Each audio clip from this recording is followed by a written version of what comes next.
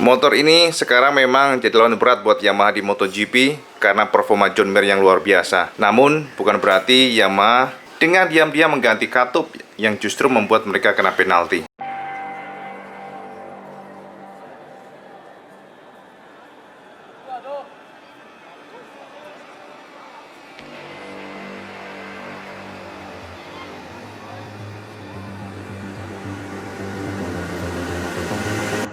We like to think we have some form of control still, making our constant binary choices and voicing our equally shallow opinions more loudly or quietly.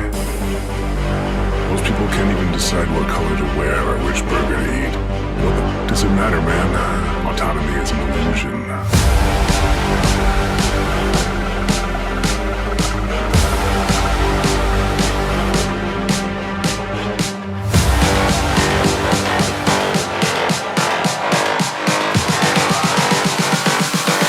Autonomy is an illusion.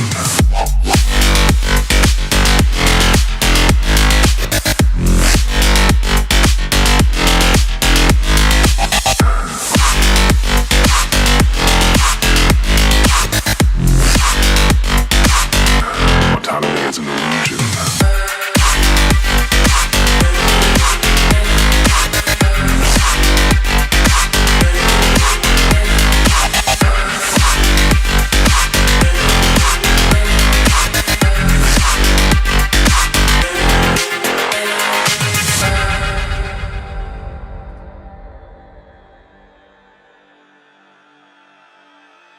Kita tahu bahwa persaingan di kelas MotoGP yang luar biasa di tahun 2020 ini dengan absennya Marc Marquez yang notabene tampil dominan selama bertahun-tahun. Ya, jadi ini sebenarnya kesempatan buat para tim yang tidak pernah juara, termasuk Yamaha yang cukup lama tidak juara, Cak. Jadi Yamaha ini kita perhatikan cukup kesulitan setelah kedatangan dari Marc Marquez yang begitu dominan.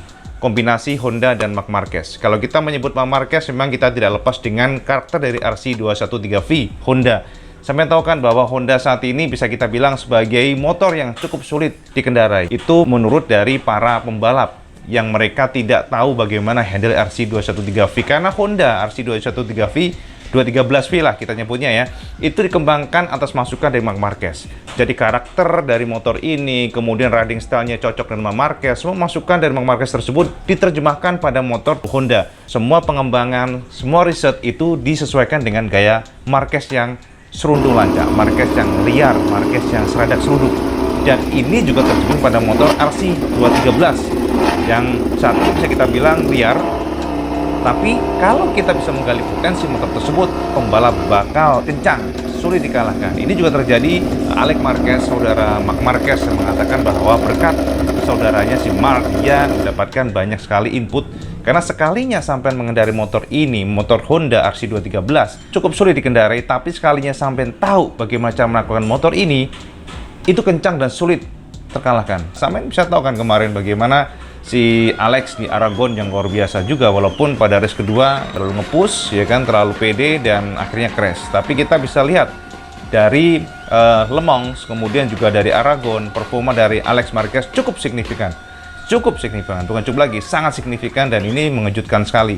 Jadi dengan tidak adanya Marc Marquez, tentu ini kesempatan Yamaha yang paceklik juara dunia sudah bertahun-tahun, termasuk Ducati yang kemarin hanya bisa runner up di belakang Marc Marquez. Tapi Ducati ternyata juga sama, jadi Ducati ini mengalami masalah.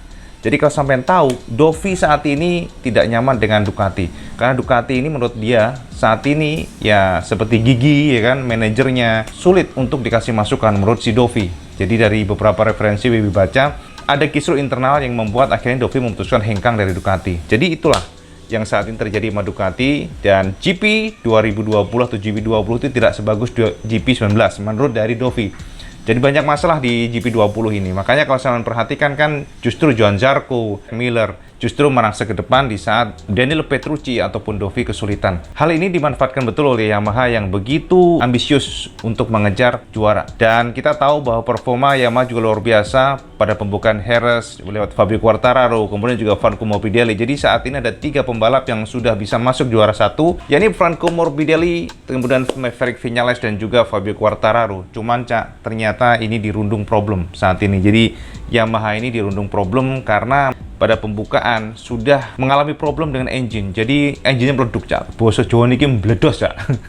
Valentino Rossi tidak bisa melanjutkan balap. Ya, kalau nggak salah di Jerez waktu itu beberapa kejadian seperti di Red Bull Ring juga sama. Jadi ini setelah diselidiki oleh Yamaha, mereka menemukan adanya cacat pada katupnya. Masalahnya adalah ketika mereka menemukan cacat katup, ini mesin tidak boleh dibuka segelnya karena sudah ada yang namanya peraturan atau regulasi MotoGP di mana mesin sebelum digunakan untuk next season itu harus disegel, dihomologasi. Jadi setelah dihomologasi tidak boleh diotak-atik. Dan jatah daripada tim adalah 5 engine pada satu musim untuk yang non-konsensi, sementara yang konsensi itu 7 engine.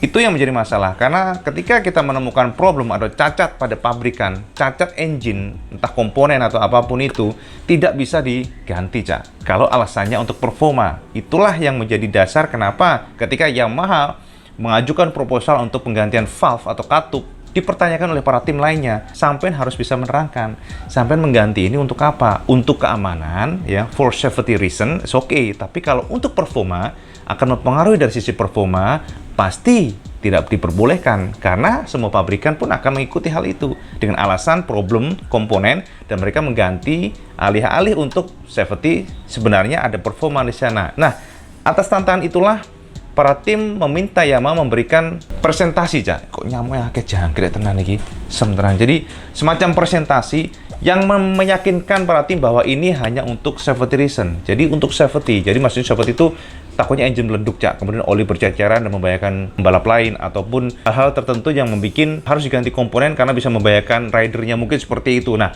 kalau valve atau katup ini lebih kepada apa? Disinilah ternyata Lin Jarvis sebagai manajer Yamaha tiba-tiba membatalkan proposal mereka untuk mengganti valve. Dan ini yang menjadi pertanyaan juga. Mereka dari Yamaha mengatakan bahwa mereka akan mencari cara lain. Mencari cara ini apa? Apakah dengan mengurangi RPM-nya, jadi mengurangi limiter, jadi menurunkan limiter supaya dari durability engine itu lebih terjaga. Nah, sebagai informasi, Cak, setiap engine itu rata-rata bisa digunakan hingga 2.500 sampai 3.000 km.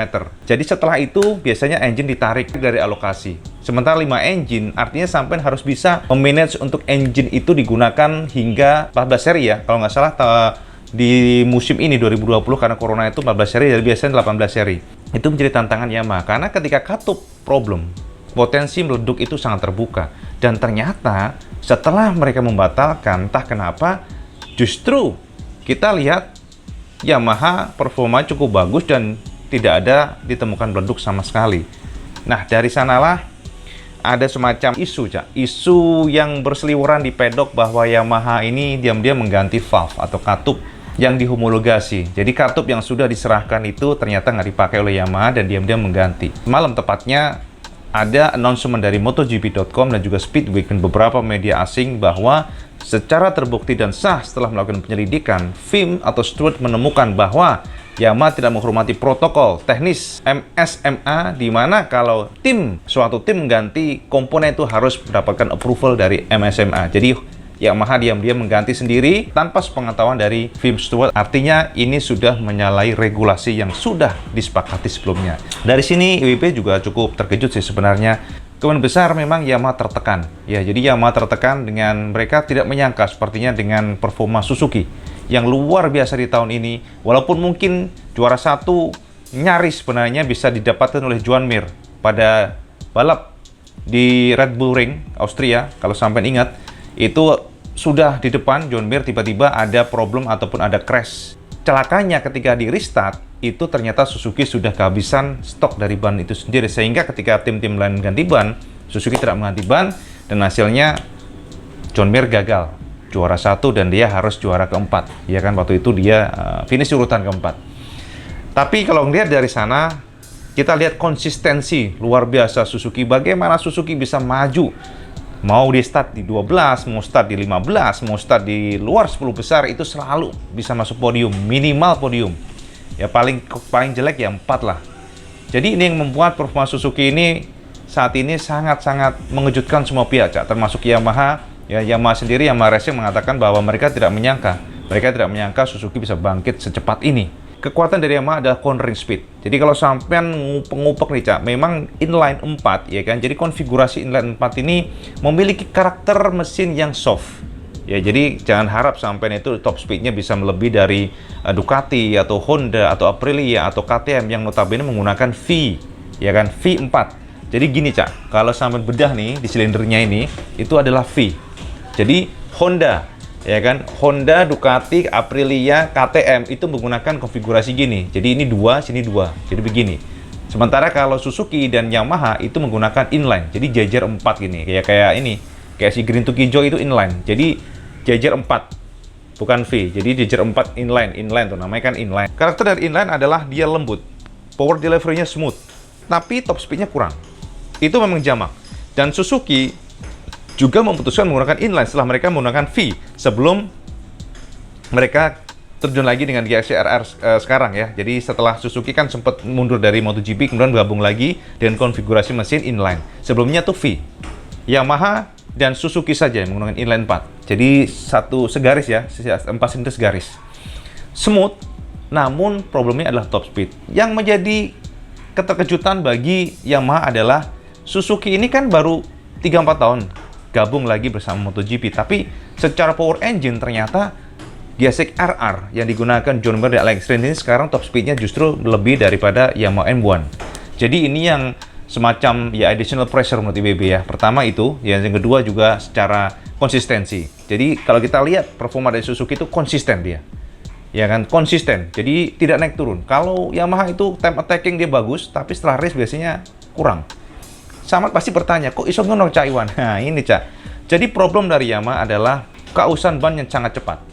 Jadi dia time attacking, jadi running 1-2 lap tuh kalau buat time attacking jago. Tapi kalau untuk running sampai 25 lap, 24 lap, ini yang menjadi problem. Seringkali mereka ada namanya gradasi ban yang cukup cepat. Jadi gradasi atau pengikisan ban itu di luar wajar menurut daripada Yamaha. Yang pertama bisa jadi karakter daripada elektroniknya, ya kan, elektronik belum sempurna. Walaupun kita juga nggak tahu, karena kan masih semua analisa. Tidak satupun tim share mengenai informasi mereka berdasarkan analisa saja. Tapi dari testimoni para pembalap Yamaha mengatakan bahwa penyakitnya Yamaha adalah kausan ban lebih cepat. Ban belakang khususnya, Cak. Makanya dia akan kencang awal, tapi setelah kesininya kedodoran, ngedrop. Karena udah spin tau nggak? Sliding gitu loh. Ban belakang itu udah sliding. Kayak gitu. Tapi kalau sudah running well, ya artinya kalau udah ketika tune up, ya udah selama di depan itu ngacir aja.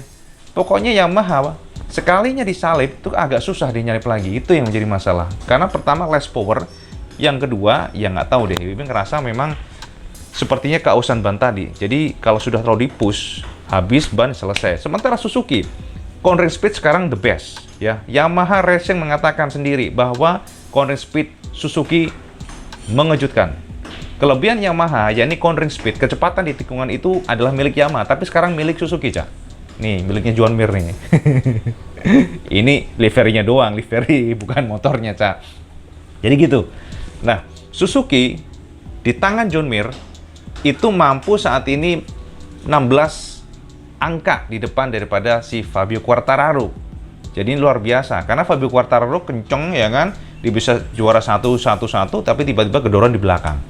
Ini masalahnya. Dan kemarin juga sempat kan ada problem dengan pressure dari angin ban, ya kan, yang sempat membuat dia harus kedodoran di belakang. Bahkan nomor berapa kemarin? Terlempar dari 15 besar.